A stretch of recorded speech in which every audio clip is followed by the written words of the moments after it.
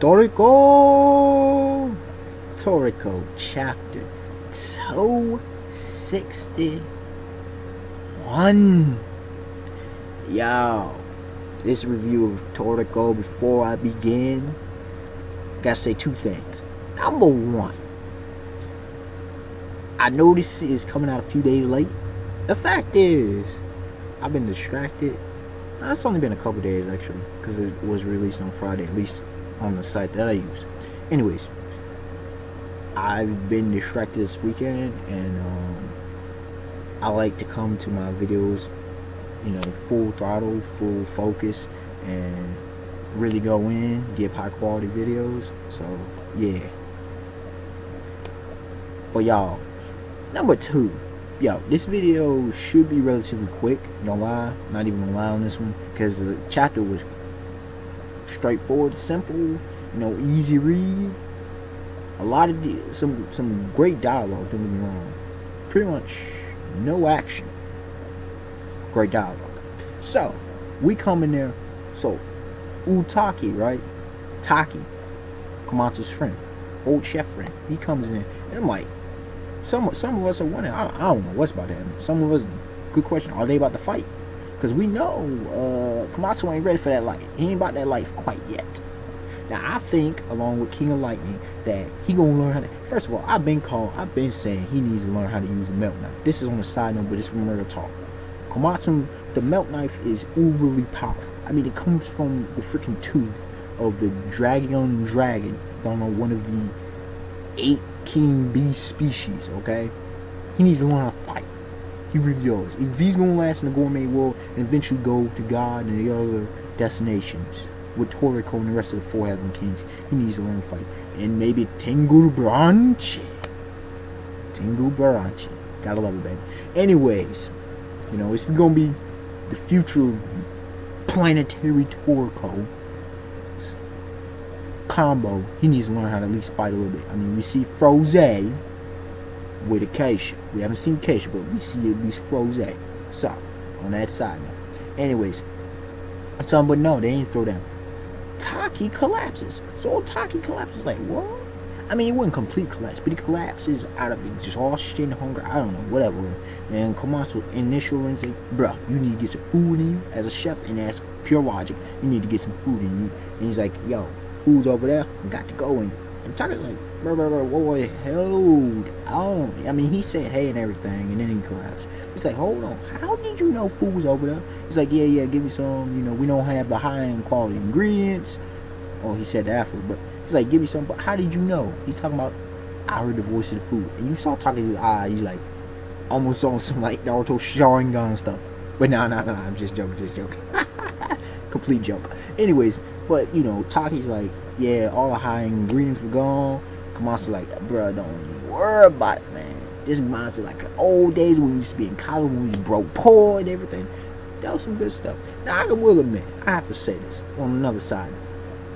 Komatsu, it's been, I don't know how long since we've actually had some legit, really good dialogue from Komatsu. That's what we got in this chapter. Makes sense, but I was afraid Mr. Toshi was gonna. Nah, we got some really good dialogue. And we saw Taki, he's like, yeah, I remember back in the day. And Komatsu, he's not about that waste. And apparently neither is Taki. Taki, at one point, there was some stuff, but at one point, at least in a flashback, I can't remember properly. Okay, but I remember at one point he reminded me of Sanji from One Piece. The way, maybe it was his upbringing and his view on food was slightly like that. I mean, it was different, but it was kind of like that. And Komatsu begins to talk about Taki's past. And look, man, this is what we needed. We had Midora's past before we had Taki's past. Okay, we needed Ootake's past. Mr. Toshi, well done. Unexpected in this chain of events, well done. See, unlike certain writers like Kishimoto, shots fired already, you already know. Okay, unlike some of these other ones, maybe a Chideku, I'm gonna stop. Anyways, Mitsutoshi gives the proper backstory in time, right on time, unexpectedly, but it's not bad, and it makes perfect sense. One of the things I found out is, Both him and Komatsu were both orphans, right? And yo, this had me thinking much of this chapter. It's like, man, so many people in the Toriko world are so poor. Then, I think it was last night or something, I was sitting and thinking about this, or it might have been this morning. I had got up and I was thinking about this chapter a little bit, right? Because I knew I had to do reviews today. And I'm like, this reminds me of the real world. See, this adds a realistic element. It's fantastic and massive and all this craziness going on in Toriko world. Stuff like this brings it back to reality. Because there's so many poor, broke, poor, dirt poor. People starving, so many orphans and all that, right? That's why the Midora flashback was impactful to me, and I'm not sure just not only me. I'm sure not only me, right? Not only that, I mean, Midora just made him definitely one of my top 6 favorite characters at this point, right? In Toriko. I mean, he just that flashback. Enough about that. So we get Taki's story, and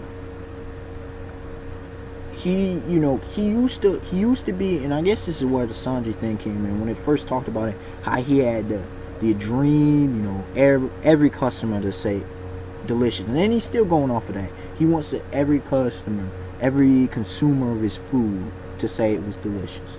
And he also talked about the ambition and using ambition as a stepping stone. So there's some deep stuff said in this, and there was something important that he said. I'm trying to remember the exact thing, but it was along the lines, Komatsu was talking, how Taki's like, I said something like that, but, and we also saw Ume, I think it was Ume, the other friend, but anyways, Komatsu's reminding of how it used to be, and how they treated food, and they would scrounge together and make delicious food out of, whatever they could scrounge together, because they were broke college students, culinary students, which y'all know what I'm saying, kind of saying, broke college kids. And Taki started changing when he was ashamed of his past. Okay, it was a tragic past. He was ashamed of his orphanage. Now, what really started on the change of him is when Komatsu's old orphanage. I was confused at first, but then I understood after I finished the chapter, right? Komatsu's old, they weren't at the same orphanage. Komatsu's old orphanage burned down. Oh, no, didn't burn down. It burned down because at least the kids, all the orphans, died of poison food. And it was a simple food. It was a common food. But they died because it wasn't prepared properly. And he's like, that drove Taki to want to, not just because he came from orphanage, but it drove him to want to make sure people can eat safely. And then it talked about the inspiration of his old orphanage, even though he ain't really come around there. All the kids looked up to him, they idolized, and they hear our hero, Chef Taki, because he came from them. And remember, ladies and gentlemen, especially y'all young ones out there, if there's any of y'all out there, don't forget where you came from. Good, bad, or indifferent, however you were brought up. If it was bad experiences, use that to motivate you to make the world better. If it was good experience, especially if you had good people, even if you came from bad, almost everybody has at least one good person. Like, practically everybody has at least one good person that has impacted life. Go back and remember that, because you don't know how that stuff affects you. You don't know how it affects them. You understand what I'm saying? Those bonds, they help you to get you where you are. And see, Taki's whole thing, his ambition was using all this. And remember we saw him before? He had deviated because he got caught up in some of the falsities of life. But his real reason for opening up and continue pushing and striving was to give these kids inspiration. Even though he didn't go back and cook for them, even though he didn't go back and see these kids, he wanted them to have something to be proud of. He didn't understand why they were proud of him, because they didn't know him like that. But he was like big brother, senpai. Ootake senpai. You understand? He was like older brother, like that kind of thing. Y'all feel me? So anyways, and I'll tell you, this video about to end. But, so Taki's going in, he's remembering. Remember who you are. And he's telling, that's why I was originally doing this. Going for the top 100 chefs, opening up the 7-star gourmet restaurant, and all this. And he even named it Ootake Fairy Tale or something along after the fairy tale castle or something, his old orphanage.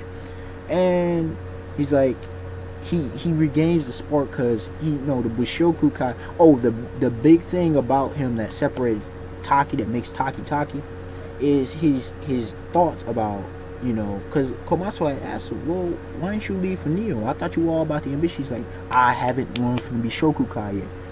Beastly. I haven't learned. And that's how he was back in the day. Still keeping to his roots, still keeping to his principles. I will not move on until I learn from them. And he said that because Komatsu and I think Ume, they were disappointed that they didn't get picked by this certain restaurant back in the day in the flashback. And Taki's like, guys, don't worry about it. We haven't learned what we needed to yet. That is an amazing perspective to have, amazing attitude to have.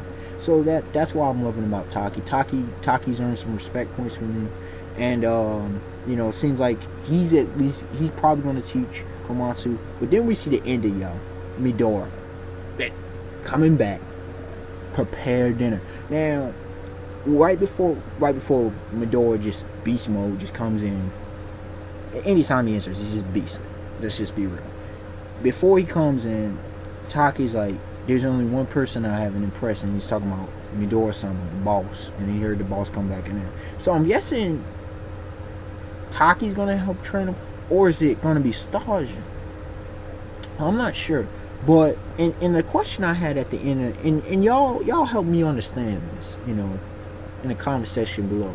What are y'all thoughts about Midora's wanting to eat? Because he said, let's prepare a meal, right? I have personally one of three options. My main option that came up was he's probably prepping for war again, okay? Because Neo, he knows his thoughts and he's in thought. Number two, helping him grieve over the loss of his brother Ichiraya. And number three, I don't know. Number three, he's an addict to food. So, and he's also regaining his strength after the battle with Ichiraya. I'm not sure. There could be multiple, and maybe Mitsutoshi has a whole other reason. But war is probably going to be coming.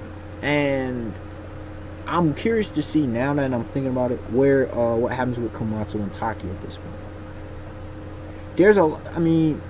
Mitsutoshi's doing a lot of build up. Him and Ichiro are for real though, man. Them with the build up though in the beginning of it. But another topic for another day. Unexpected one to like, comment, subscribe. Tell me y'all thoughts on this chapter. Overall, I give it a 7 out of 10. It was a solid chapter. We got some good dialogue once again from Komatsu. We got the Ootake backstory, which we needed. We see Midora come back in the game. Good stuff. I had it as a good and really good. Then it hit solid because, Midora.